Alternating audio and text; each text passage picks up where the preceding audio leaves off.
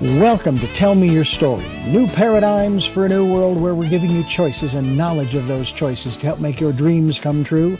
We are here 9 times a week, Sundays at 7 a.m. and 7 p.m., Monday mornings at 1 a.m., Wednesdays at 9 a.m., and Monday through Friday from 8 to 9 a.m., streaming live at all those times at richarddugan.com. We are on SoundCloud, iTunes, TuneIn Radio, Spotify, Stitcher, Player FM, as well as YouTube, where you can watch these conversations. I hope that you will take time to subscribe and click notifications so that when a new conversation is posted, you'll be notified and you'll be able to tune in, listen in, and learn, and be entertained and inspired. A reminder that Choices, which is my book, 5 Steps for Life, it's available on Amazon.com in paperback, hardcover, and Kindle with Audible, soon to be released. We also ask that if you can support the work that we are doing financially, we do have a PayPal account. It is there for your security as well as ours. And when they ask for an email address to whom you're sending, please go to richard@richarddugan.com. That's the email address. If you go to richarddugan.com, there is also a link directly to PayPal so that you can send us whatever support you can. And we thank you to those who have helped and to those who will help. We also ask that you take time during this decade of perfect vision, the 2020s, to go within to that quiet, peaceful, calm, still place and listen to that still, small voice. And with that, we now take you to our very special interview and guest here on Tell Me Your Story. And welcome to Tell Me Your Story for Dummies. Oh, why would I say that like that? Well, because our book and our author has written a book along those lines, and I think you're going to enjoy it. We have Ken Lloyd here on the program, and he's written a book entitled Performance Appraisals and Phrases for Dummies. That's right. And basically, it shows you how to apply the latest performance appraisal practices and general positive outcomes for your employees, for your company. Oh, my Lord, and even for you. So, Ken, thank you for joining us here on the program. Very unique title in that respect, but by the same token, I know that and again, we're not, the one key here, though, is we're not trying to be self-deprecating here or deprecating in any way. It's, you could have put in there not so much for dummies, but KISS. Keep it simple, silly, as opposed to stupid. Thank you for being with us here on the program. Hey, it's a pleasure to be here, and very nice to meet you, Dr. D. Yeah, the dummies is not that I'm out there calling people dummies. It's actually part of the series from Wiley Publishing, and they have all their dummies books, and you name it, and there'll be a dummies book on it, whether it's coding or whether it's finance, personal management. So dummies is not really so much in the pejorative sense as saying, you know what, for those of you that would like to learn more about this topic, here it is. And we all kind of feel like dummies in some areas. So it also implies it's going to be easy to use. It's not going to be some academic treatise you have to somehow dig your way through. It's very hands-on. Yeah, and that's important these days in that respect, because we need some hands-on stuff and keeping it simple in that regard. So I applaud you for that aspect of it. It is important. So folks, stay tuned. We got a lot of interesting things coming your way here on Tell Me Your Story, New Paradigms for a New World, where we are giving you, along with Ken, new paradigms for a new world. We're giving you choices and knowledge of those choices to help make your dreams come true. So stay with us as we continue our conversation. All right, so now I gotta mention it. The website, ladies and gentlemen, which we'll have posted. Yes, we will. Will be linked, Ken, to the website. Again, and not pejorative. It's just sort of, it kind of happens. This is what happens. jerksatwork.com. I said it. jerksatwork.com. And by the way, you have a Ph.D. in what, Ken? I got it at UCLA. It's in industrial relations and organizational behavior. Specialty is in what's called organizational development, which is really working in organizations to help them from the people side in terms of training, development, employee growth, organizational structure, that kind of thing. It's a people at work kind of degree. Hmm. And I'm a member of the Society for Industrial and Organizational Psychology and American Psychological Association, and even SHRM, the Human Resources Association. That kind of says it. People at work is really what the specialty is. How did you come to this? What was it that interested you so that you would then write this particular book, which I know is not your first per se, or at least the writings and so forth? Because we're all trying to figure out how to. I mean, even in my last interview that I did before this one, we were talking about the workplace and talking about the stereotypical attitudes of the employees. Motorola, for example, there was a story in 2008 where it was there 1 hour and it was gone the next. I thought that was interesting. But they were laying off like, I don't know, 1,000 people.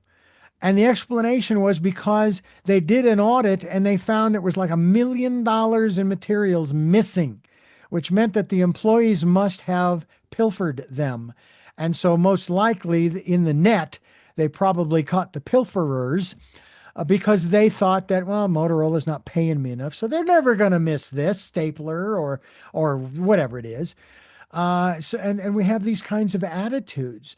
So are we still there, or have we moved some 18, or yeah, it'd be 18 years, I guess, 18 years later, 17, to a different paradigm where employees are not quite so selfish and self-absorbed and negative towards the employer because they think they're being mistreated, et cetera, et cetera? Is that changing, And that's, or is it not because that's why you wrote the book? I think that's a great question.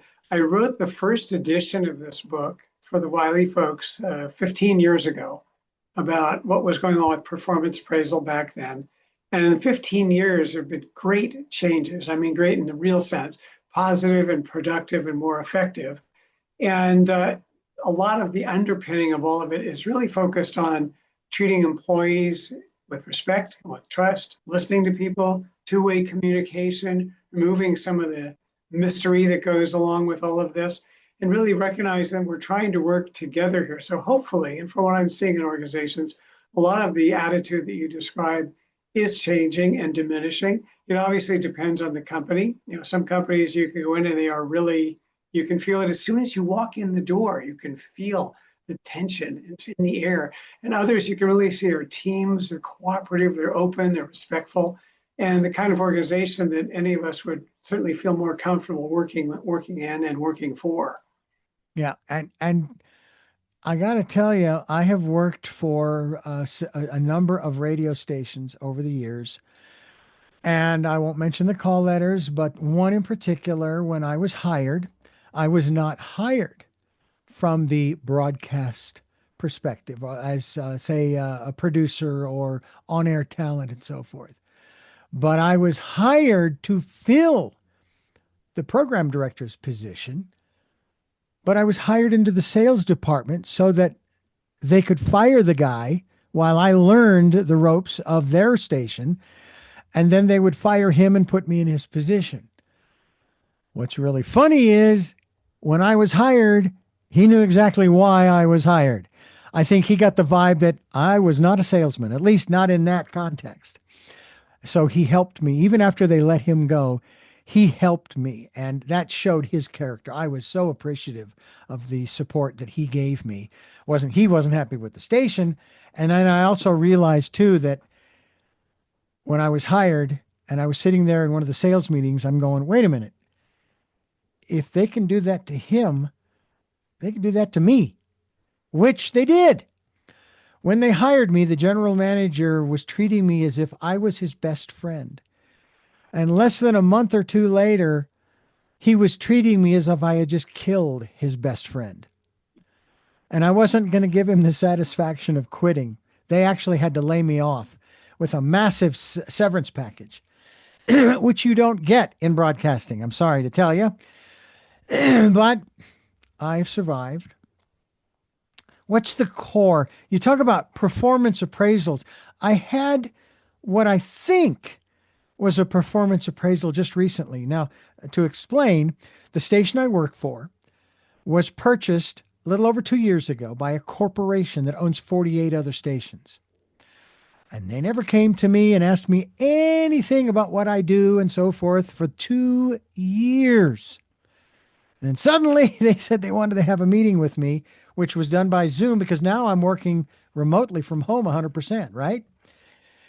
And I got very nervous because I've never liked those because they could always lead to something you don't want.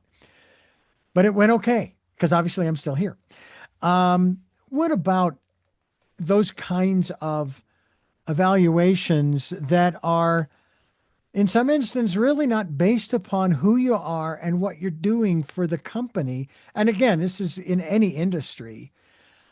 And sometimes this actually happens in families where there's the appraisal is taken, all right, the performance appraisal is taken, and divorce papers are then filed. Talk to us about one of the ways we can get through those kinds of situations, without piling on the fear, which doesn't do us any good. It puts a lot of stress on us. And then we're going to start answering questions in such a way, it's almost like they ask you, so how many hours a day do you work? 8? You're answering their question with your answer, which is more sounding like a question. Yeah, that's sort of the old model was doing these once a year annual appraisals, standalone. Oh my goodness, the end of the year is coming. And even today, I'm reading articles where experts are advising employees, bring your notes from earlier in the year of your accomplishments and make sure you've got all that with you so you can support it. And meanwhile, the manager is figuring out what the heck did this person do 8 months ago? And it's all mixed up.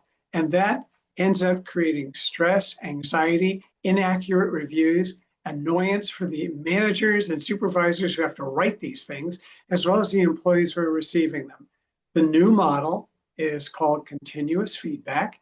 And basically, managers or supervisors meet every week or bi-weekly with each employee to talk to them about how things are going, what's going well, what resources do you need, what do you think about in terms of training, how are we doing in terms of it meeting these goals, attaining these metrics, what can I do to help you? Two-way communication, ongoing dialogue. These annual reviews are now being replaced by either biannual reviews or even quarterly reviews. But when you go in them, there's no mystery, there's no shock, there's no surprise, there's no anxiety. I know how I've been doing, you know how you've been doing, and we're going to talk and say, all right, how can we continue the growth, the development, the success? What resources can your manager, I as your manager, provide you to help you? In other words, it's a very forward-focused kind of process. We even use the word, in addition to feedback, we use the word feed forward, which is designed to help people learn and grow, develop, upskill. It's a whole different thing rather than sitting there as an evaluator. Well, here's what you did. I think I kind of remember it. And let's go on from there. None of that. And frankly, employees don't like writing down what they did over a year, as opposed to having an ongoing conversation where they are, again, respected, listened to, and we're building forward with them. Employees want feedback. We know, and millennials at work want feedback, but not just sitting in a vacuum. They want to use it so they can develop it toward their own career development and moving down the road, not sitting in some vacuum. And there are all sorts of errors that go with those so-called traditional annual appraisals. Yeah. When I was the operations manager for a station back in the 80s and 90s, to be honest with you, I don't remember ever giving performance reviews. I maybe the general manager did, but I didn't, and I was the operations manager working one-on-one with them. Is that something that has also gone by the wayside? Is the wrong person is asking the questions of the employee? They have no interaction with them whatsoever, and yet they're asking them. I will put it this way: personal employee questions. Personal meaning, what is it that you do all day? What are some of your tasks and so forth? Yeah, no, that's certainly it should be by the individual's direct supervisor or manager. But instead of looking at that role as a supervisor, a boss, a manager, it's far more effective for these individuals to think of themselves as coaches. This doesn't mean coddling and hand holding and never saying that someone's done something wrong. It's not what it means. But it is as a coach to help them learn, grow, develop, and build. And it shouldn't be from some person who has no idea what the individual has been doing. That makes no sense at all. Tell me what you've been doing, then I can tell you what kind of job you've been doing. That isn't it. As opposed to ongoing communication, guidance, support, feedback, a whole different kind of atmosphere within the organization when you're using these kinds of appraisals. Well, I encourage you folks to go to, yeah. I don't know why I find it so funny, but I do. Okay. Um, we're Jerks at Work, ladies and gentlemen. Jerks at Work is the name of the website. We hope you'll go there. We hope you'll stick with us as we continue talking. Who? Oh, me and Ken Lloyd, right here on Tell Me Your Story. I'll tell you what, the books on dummies reminds me also of the, what was that other yellow and black publication they put out? Cliff Notes. It reminds me of Cliff Notes, where you could, oh, I didn't read Hansel and Gretel or Romeo and Juliet or War and Peace. You know, I wonder if they actually have a Cliff Notes for War and Peace. They probably do somewhere. I'm sure they do. But we're not talking Cliff Notes here, folks. We're talking about an opportunity for you and me to better understand what's going on. And as a matter of fact, some of the things that we're going to talk about here right now in terms of the widespread association with these annual appraisals, the traditional annual appraisal.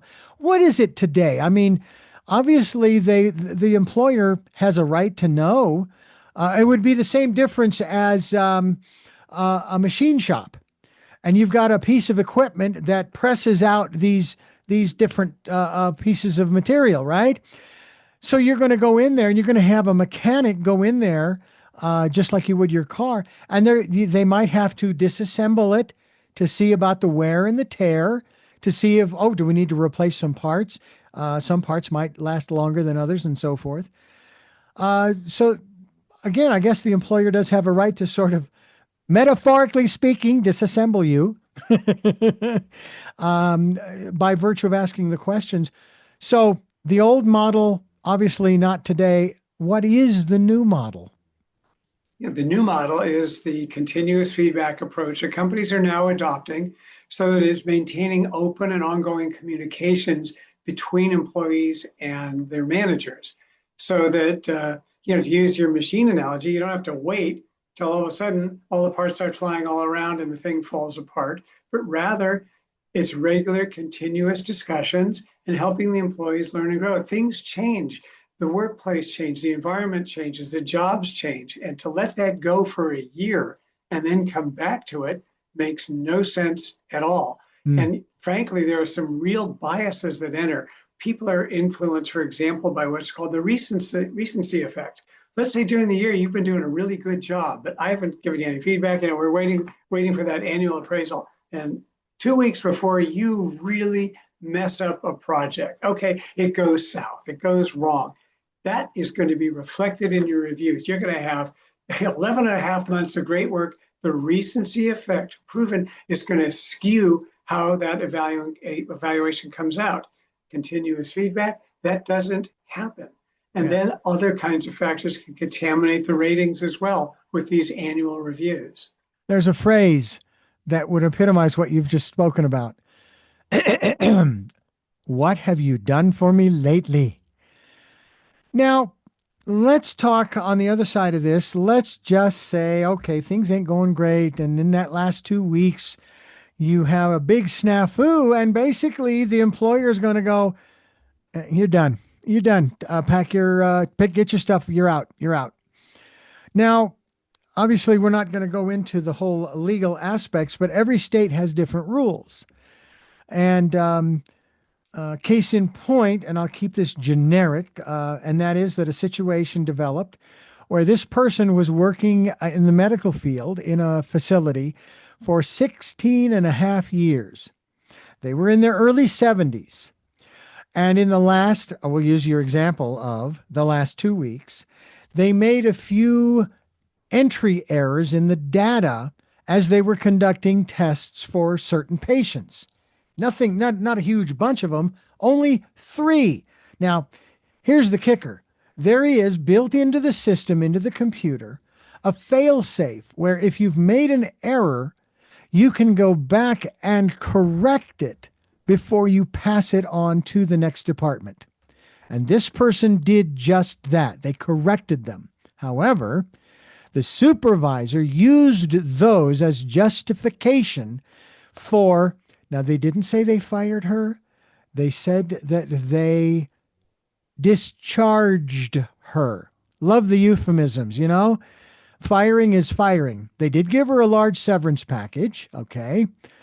But they would not allow anyone to help her carry any of her things down from the third floor in the elevator to the first floor and out to her car. Really did a disservice to her in that respect.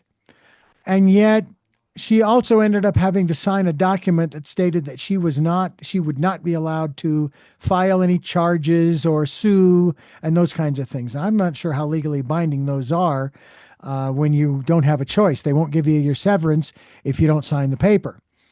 In any event, I'm curious as to whether or not that attitude or mentality, let's focus from that standpoint, is still prevalent, or is it slowly being weeded out to where, whether it be from union pressure or state laws, and again, I know every state's different, that you can't just arbitrarily say, all right, in the last 2 weeks you did this, you're out. Because this person also received exemplary reviews, annual reviews for those 16 years. Your observations on that? Yeah, again, without giving legal advice, because that's really up to attorneys. Right. But when we're engaging in continuous feedback, if a person is really struggling on something and it's continuous and they're showing no motivation to improve, the problems are increasing, the more common approach now is to use what's called a PIP, a performance improvement program. And what that'll be is it'll be a document that spells out, here's what's going on, here's what we're seeing, here's what you need to do, we'll help you, we'll coach you to get there. However, if the problem persists, the following outcomes are possible. It might be a transfer, it may well be all the way up to and including termination. So employees just know this concept of out of the blue firing people does tend to generate problems, obviously, for companies. Again, getting into the legal arena, which I don't want to do. Mm-hmm. Obviously, there are grounds for immediate termination. You come to work drunk. You come to work on drugs. You sell drugs on the premises. You abuse a fellow employee. That's spelled out in employee handbooks and guidelines. Engage in that kind of behavior, and the company will be within its rights, typically, having warned you that you will be terminated for that. But in terms of long-term employee, and all of a sudden 2 or 3 things go wrong, what that really shows is, once again, we're dealing with this annual stuff, annual feedback, as opposed to let's really look at what's going on here. Let's look at what's happened over the year. What have we done to help this employee? So we can demonstrate to anyone who might ask, well, what did you do when this situation occurred? Well, we sent the person out. Well, hold on, that may generate some problems. And what does that send to the rest of the employees in the company? Oh my gosh, just like you were saying, if they can do that to this other person, they can do it to me at the drop of a hat. That doesn't build loyalty, commitment, satisfaction, or any of the factors that keep people at work and working effectively. Yeah. And without going into politics, our current resident at 1600 Pennsylvania Avenue, in both his first and second term, expects total loyalty. And when you show any perceived disloyalty, you're gone. Or they make it really rough on you and you end up quitting. And it's just like, wait. Loyalty works both ways here. I'm sorry, it's not a one-way street. So let's and it's, I also think too that a lot of people are observing these kinds of things and realizing, oh no, that's not the way we want to be. That's not our thing. So we're learning by example how not to function. Is that and again, of course, if it's in the workplace in particular, but it could be in other arenas as well, including the family. It's not always the best way to teach people if you're doing that, unless you're using seriously, you're using reverse psychology. In other words, that's not their personality, but they're trying to make a point, kind of thing. I'm wondering, is that a technique that's really a good idea to use, reverse psychology? Well, I don't really know if that's what's being done in this case when leaders, using the term very broadly, Yes. expect total obedience and deference, and those who don't get along or get on with that program are gone. What you end up with is marginal decision making. My model for residents in 1600 goes back to a book I read about Harry Truman. Hmm. And it was something the effect was of having a group of enemies. That wasn't the exact word, but he did not want people in his cabinet who agreed with him. I want to have people who disagree. How do we get creative thinking? How do we get new ideas? How do we really grow and develop? And frankly, without it, it gets very stale, dull, one-sided. Those people who are innovative, creative, want to have new ideas and be heard, they're not going to stick around in that. And frankly, whether it's voluntarily because they're just going to leave or they get tossed out, I don't think you draw the best out of people or situations by saying, I expect you to sit here and be a bobblehead.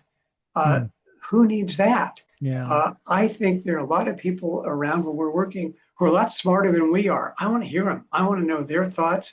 And I don't want everyone to disagree or agree with me. If you're just coming in to disagree, that's not going to help. But coming in to agree, that's not going to do us any good either. Hey, Yeah. Ken, there's a better way to do this. Have you thought about this? Well, that's interesting. As opposed to, oh, yes, oh, yes, oh, yes.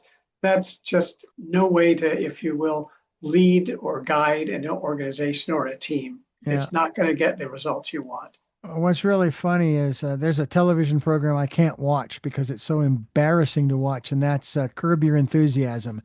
Because he gets himself into situations. I'm, oh my God, I got to go hide in the closet until he's done. And I tell you, I've seen some of these little news pieces where that's what you hear is the yes, yes, yes, yes. Oh, you're great, you're great, great. I'm embarrassed. It's like, really? And if I were that kind of person, I would actually have a document stating, okay, if you offer suggestions that are contrary, it will not be reflected in your tenure on the job. In other words, your job is protected when you offer suggestions, and so forth. I mean, my goodness, I think about especially Thomas Edison. I mean, he had 900 over 900 ways that the light bulb didn't work. But he must have gotten those ideas for the different filaments from all different sources, both observable as well as people who made suggestions. I even heard that he used horsehair at one point. And I thought, well, wait a minute, based upon even just basic understanding, the horsehair is going to burn up. It's just you run electricity from one side to the other. And you have a candle, is what you have there. Yeah. Short-lived, but nonetheless. We're talking with Ken Lloyd. Ken Lloyd is here with us, and we're talking about his latest work. You want to go to the website Jerks at Work, and we're talking about his book, which is Performance Appraisals and Phrases for Dummies. We're going to talk about that as we continue here on Tell Me Your Story. All right, phrases for dummies, performance appraisals, and phrases. What kind of phrases are we talking about here? Yeah, that's a really good question. It turns out that as people, supervisors, managers, coaches, put their reviews and their comments in writing, and again, through continuous feedback, as well as in whether it's a quarterly or biannual appraisals, how do you write this? What do you really say about a person's agility, about their collaboration, about their interpersonal relations with others? So what the book includes is not here's what you should write, so much as here are phrases. See if you can work with these, kind of look at these as for you coaching phrases. For example, I'm not sure what I should say if a person needs improvement. So what the book includes is all the way from exceptional to needs improvement. What are phrases that you might consider or might want to tweak to put in your review to make it easier for you and frankly more time saving to write reviews that resonate with language that's clear and concise and impactful. So it has phrases really to help those who are giving reviews in writing them. And it has a lot of phrases. It has over 3,000 phrases. I'll tell you, sidebar, it gets funny, writing the phrases, suddenly I found myself talking like to my wife saying, well, yeah, the dinner was good. Could have had several areas in which improvement may have been needed. Wait a minute, stop it, stop the phrases, just because all of a sudden you're thinking that way. But it's just to really help managers. What do I really say about this person? I don't want to say something overly negative or create horrible feedback coming up or get the person distressed. It's designed to help them writing the Yeah, reviews. yeah. And with those kinds of responses to at the dinner table, I believe that the den or couch would be a semi-permanent location for you. Yep, yep. Get some phrases from her as well. I'll bet you did. You would. I'm sure you haven't done this, but I bet you would if you did. And I am the same But way. And at the same time, the one thing that is really nice when you get into this phase, and now we're going to shift into sort of the family dynamic, is that if you are in a relationship where you can actually communicate, not in those exact words, but in something similar, especially when they have said almost the same thing to you. What we were there was it was breakfast one morning. Now, my wife makes the most impeccable scrambled eggs. Oh, my Lord, incredible, right? But the other morning, she made scrambled eggs and she didn't get them out of the pan quite in time. And though honestly, they were delicious. They were, they were fine, but they were firmer than she would have liked them. Okay. We're not saying runny, but just the other side of runny. And that's the problem with scrambled eggs. A lot of people overcook them. Well, she made the comment that, well, they were a little overcooked. And I said, well, I know they were, but they were still good. They were still edible. I would thank you so much for making them.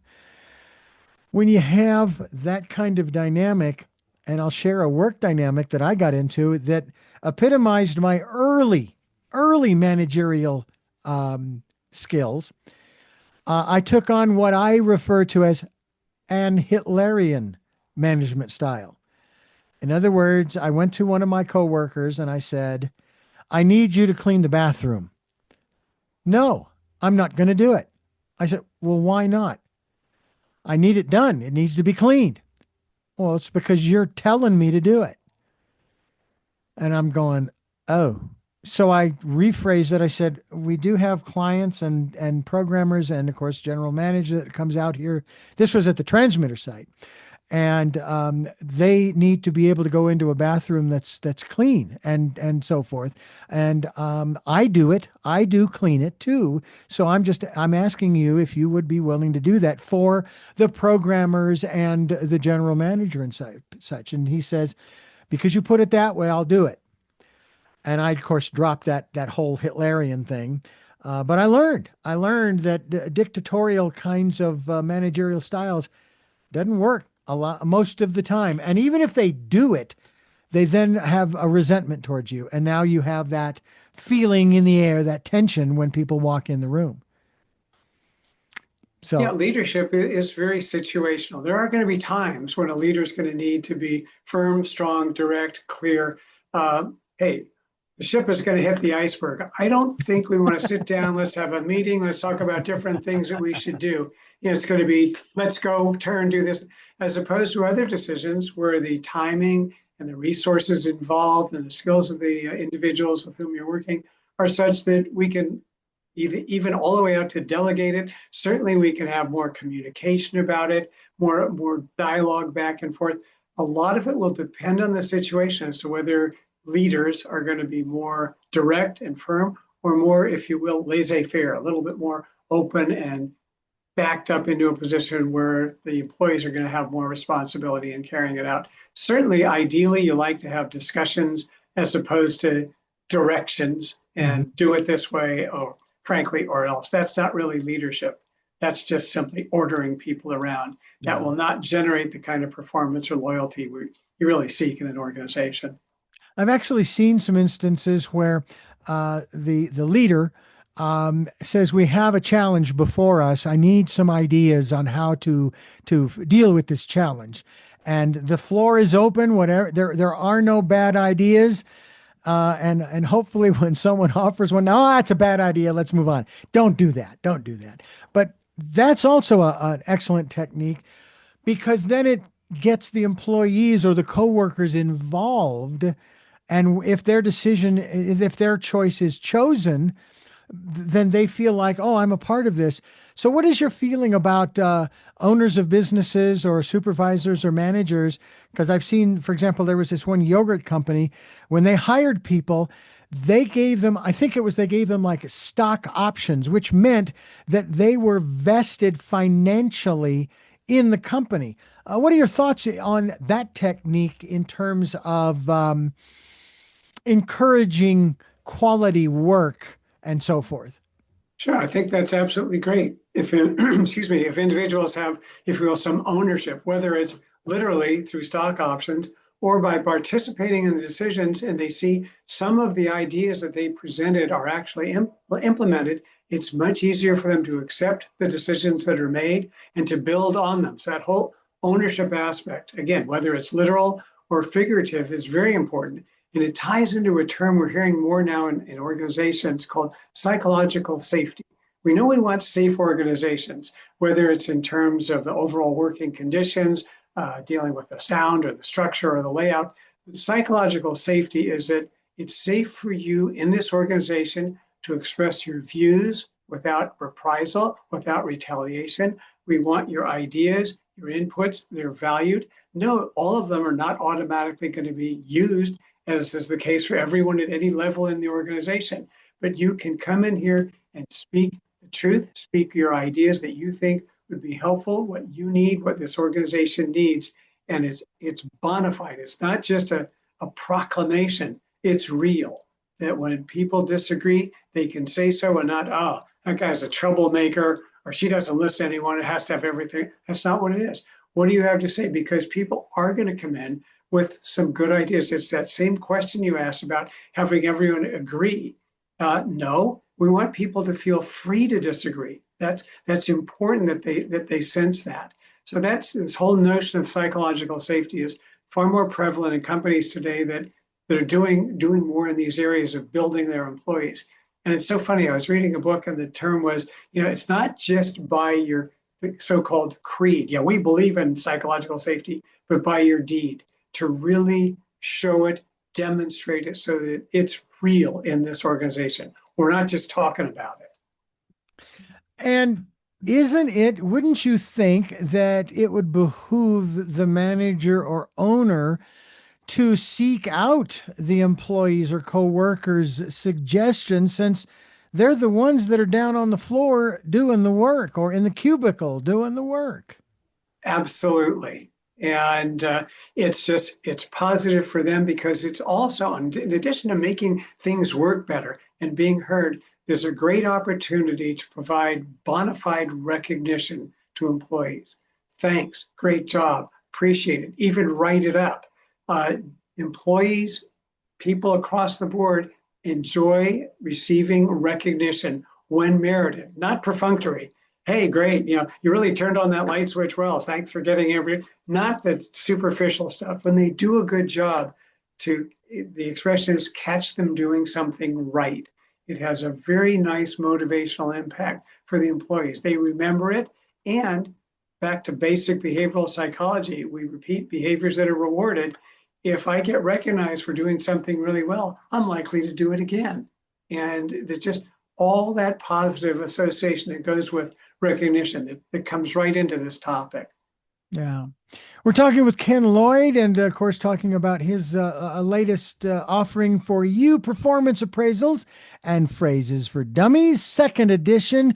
All right, second edition. Before we go any further, what is it that's been added from the first? Because I've had ideas for my book choices and I've wanted to add them. And of course, it's very easy that Amazon and kpc.com allow me to go in and change the manuscript for the for the latest edition, but I don't go second, third, fourth, fifth edition. I just change it. And people said, oh, no, no, no, save those changes for the second edition. So what's new in addition to? Yeah, a lot of what's new deals with the more frequent appraisals, getting away from the annual. Certainly the continuous feedback, regularly working with the employees, communicating with them, more focus, frankly, on employee growth, development, learning, which is what particularly many people entering today's workforce want. So there's more emphasis in that area in terms of coaching, guidance, and upskilling and looking forward. There's a whole increase on what we'll call big picture forward focus. So yeah, it's to improve employee performance, but to look down the road to help them grow and develop and move further along. Ken Lloyd's my guest, and you are listening to and watching Tell Me Your Story. I am Reverend Dr. D. He is Ken Lloyd, and we're talking about his book, Performance Appraisals and Phrases for Dummies, second edition. Go to jerksatwork.com. Yeah. Jerksatwork.com. That's the website. We will be linked to that, Ken, so people can find out more about what you are doing. And we hope they'll get their own copy of the book as we are talking here about this concept of what's funny to me in this sense is that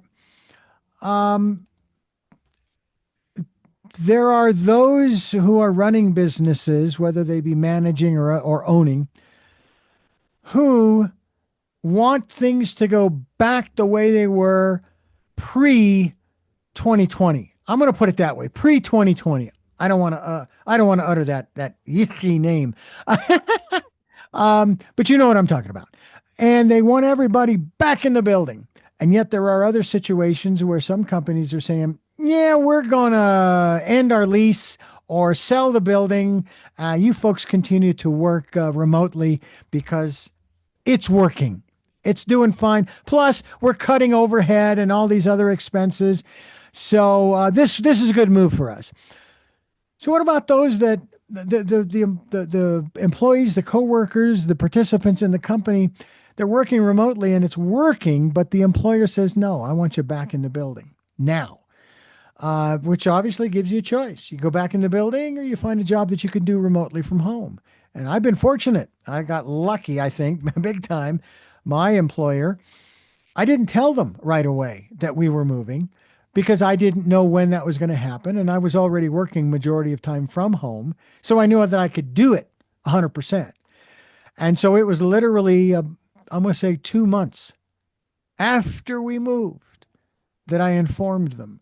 And fortunately, with the fact that I was still doing it, told them that I could still do it. And so I'm still doing it.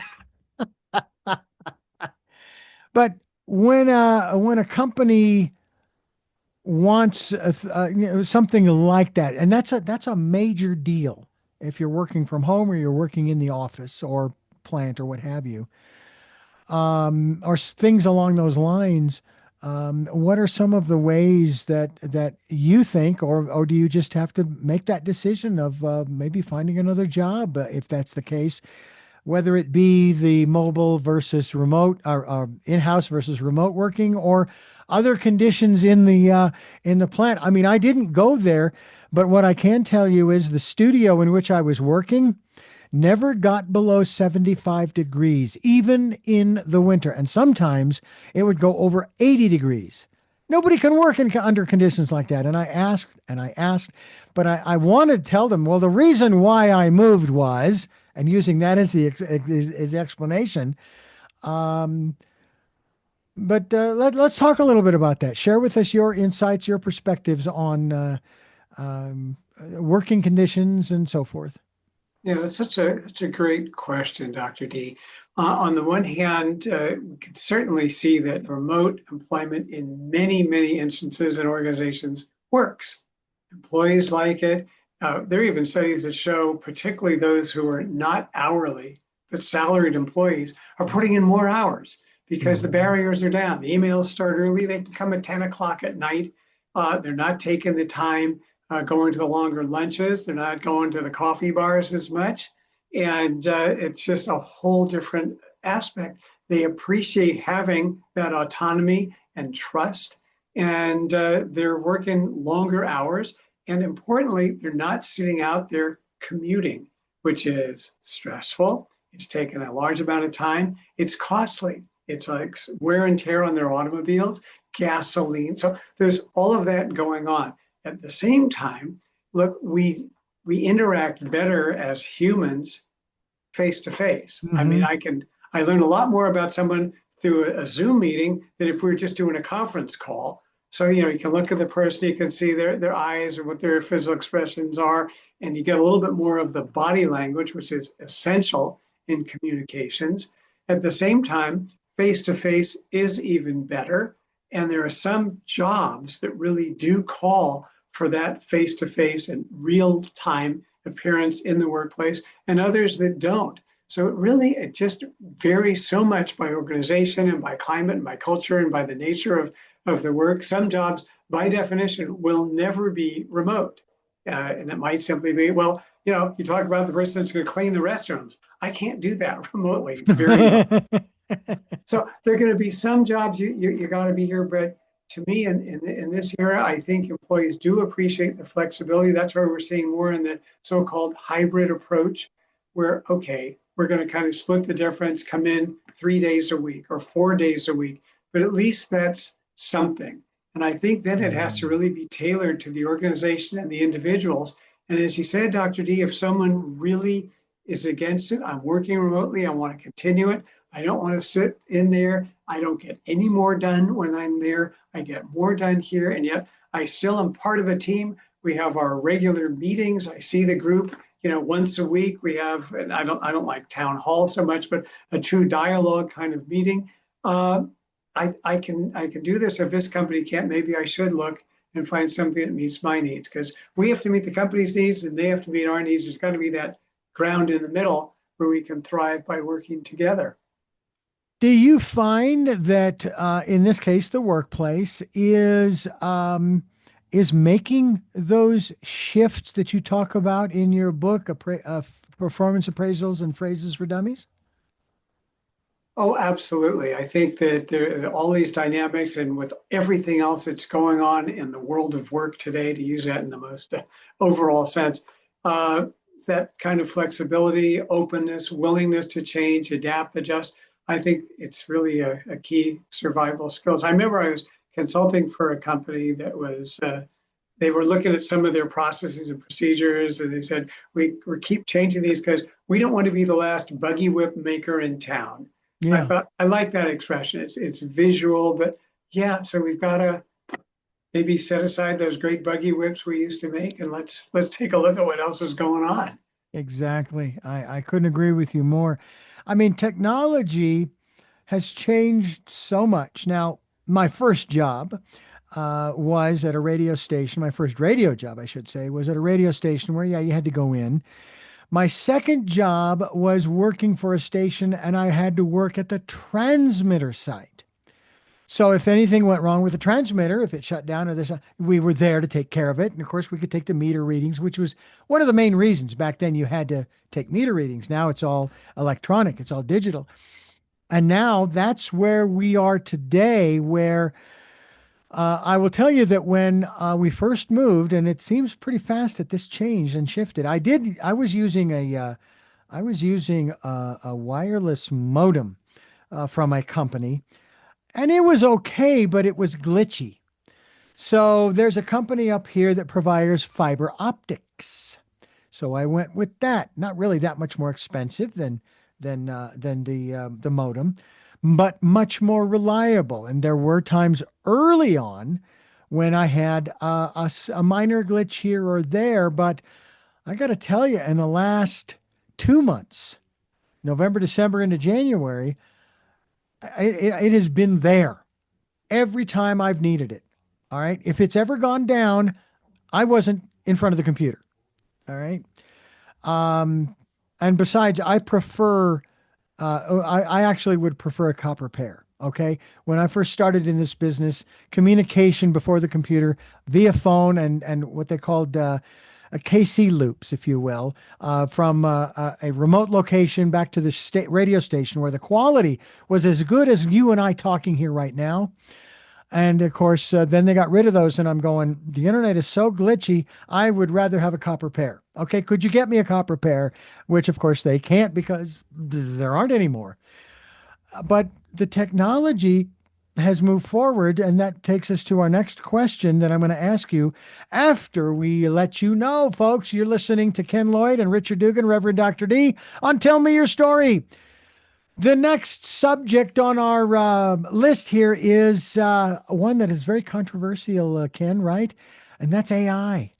AI, and they say it's going to take over and it's going to do this and it's going to do that. And I'll share with you very briefly because folks have probably gotten tired of hearing this. One of my guests is an author. He uses AI to write his first draft only. Everything after that he writes. He edits what the AI has given him. So the book is genuinely his. Okay. And I'm wondering what are some of the concerns that you are aware of, and also some of the solutions for dealing with AI coming into the workplace? Yeah, I think at this point, as personal opinion and from observation and experience, AI is obviously it's coming. It's getting bigger at an exponential rate. At this point, however, for example, let's say, well, I want to use AI to do these performance appraisals. The problem with that, number one, the appraisal should be real, genuine. It should focus on your actual thoughts. So you want to use AI to help you? Great. It could be just like the author you're describing. You could do a first draft. It has to come from you. Employees, we have research on this and know when they're getting feedback that's generated by AI. They can sense it and they resent it. They do not like being evaluated, quote, by a machine. One other issue with AI is that it can hallucinate. It can make things up.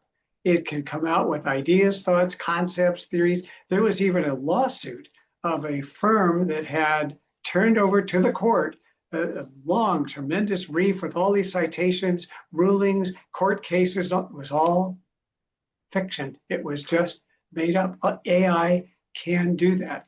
And also at this stage, AI also has some biases. If you say, all right, give me a job description for a receptionist, it'll come back and here it is, and it will say what she does on the job. Whoa, wait a minute. So it's got, a little bit of that bias in it because of what's out there in the cloud and frankly on the internet. So yeah, it's a tool, it's a coach, it can help you use it. It should not be doing your job, particularly if you're writing, whether your fellow author is writing a book or whether you're giving feedback to employees. It's a helpful tool that can save you time, but it's not your job to simply plug it in and then turn it over to someone else in many, many cases. Using that example, one of the things that I really, really disliked when we were carrying programming that was fed to us via satellite, and they would use these 25 and 35 hertz tones to fire off our equipment. And what that was basically was we were turning the operations of our radio station over to someone else. And it's the same thing as far as AI is concerned. And it's like, I can't fight it because management wants to use them and so forth and so on. But I'm going to tell you, if they forget to send the tones or they send the wrong ones, and so on and so forth, we're screwed. Then somebody's got to go in there and fix it. So how about you just let us punch the button when we hear the cue, and we'll be back right after this. Button gets pushed and we go into our commercial break. We switch from the satellite. And then at the end of that, we switch back to the satellite. Usually, we don't have to do it manually because you can usually incorporate that switch back into all of the commands on the console, but it does have to be started manually. And yeah, I just don't like turning control over to someone else, or in this case, something else. Ken Lloyd's my guest, and we are getting good education here on performance appraisals and phrases for dummies. And we want you to go to jerksatwork.com. That's jerksatwork.com as we continue here on Tell Me Your Story. I'm Reverend Dr. D. He is Ken Lloyd. And Ken, I want to thank you. This has been very interesting. It seems to me that a lot of what you are talking about in your book, Performance Appraisals and Phrases for Dummies, is really helping to, I think, put the soul back into business, but also can help to put, if it's diminished or some what have you, put the soul back into a relationship and into a family in terms of especially these phrases you were talking about. They have to be modified if you're going to use them from work to home. But that's one of the aspects that we talk about is the spirit of the business, the society, the community, the family, and whatever the case might be. We're not talking religion here. We're just talking about having, if you will, peace in the valley, so to speak. And that seems to me what you're helping us to bring back into our society. Thank you, Dr. Duggan. It's obviously been a great pleasure talking with you. And I mean, your openness and candor and not surrounding ourselves with people that agree with everything. I know that in marriage and family counseling, from what I have read, that if a couple comes in and we need it, we need to be counseled. What do you disagree? Well, we don't have any arguments. We don't really get back on each other's nerves or get upset with each other. It's too quiet. We have to have some disagreement. If we agree on every single thing everywhere, someone has lost passion, involvement, concern. They're just sitting there going through the motions. So it's okay and important to have some disagreement and discussions about things. That's how we grow. That's how we learn. That should be open in an organization, not just some monolithic thing that we all just nod and go along and do. Yeah, put out the widgets and shut up. Exactly. I have three final questions I want to ask you, but before I do, I want to thank you for listening to and watching Tell Me Your Story, New Paradigms for a New World. We're giving you choices and knowledge of those choices to help make your dreams come true. We are here on Sundays at 7 a.m. and 7 p.m., Monday mornings at 1 a.m., Wednesdays at 9 a.m., and Monday through Friday from 8 to 9 a.m., streaming live at all those times at richarddugan.com. We are on SoundCloud, iTunes, TuneIn Radio, Spotify, Stitcher, Player FM, Blueberry, iHeartRadio, Amazon Music, and we are also on YouTube where you can watch these conversations. I hope that you will subscribe as well as click notification. And we also ask you to go to Amazon and pick up a copy of my book, which is Choices, 5 Steps for Life, available in hardcover, paperback, and Kindle. And we also ask, if you can, to leave us a tip. We can use all the financial help we can get. We have PayPal as our tip jar. And on the homepage of richarddugan.com, there are links to both Amazon and PayPal. And we thank you for those who have helped and to those who will help. We also hope that you will take some time during this decade of perfect vision, the 2020s, and go within to that quiet, peaceful, calm, still place and listen to and follow the promptings of that still small voice. With all that being said, we go to our very special guest and ask of him those three questions we ask of all of our guests. And the first one is, who is Ken Lloyd? That's a wonderful question. Ken Lloyd is a husband, a father, a management consultant, an author, and a person who hopes in some way to do some good and leave a wonderful mark and legacy in this world, surrounded by loving people and as a very people-oriented individual. What gets you up in the morning? I love the start of a new day, and I'm thankful every day for the day itself when it starts.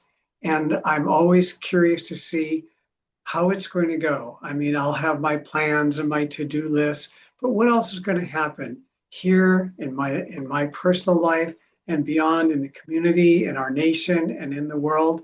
Because every day is a learning experience, and I like to see, what am I going to learn today? And I hear myself saying that even at this stage of the game.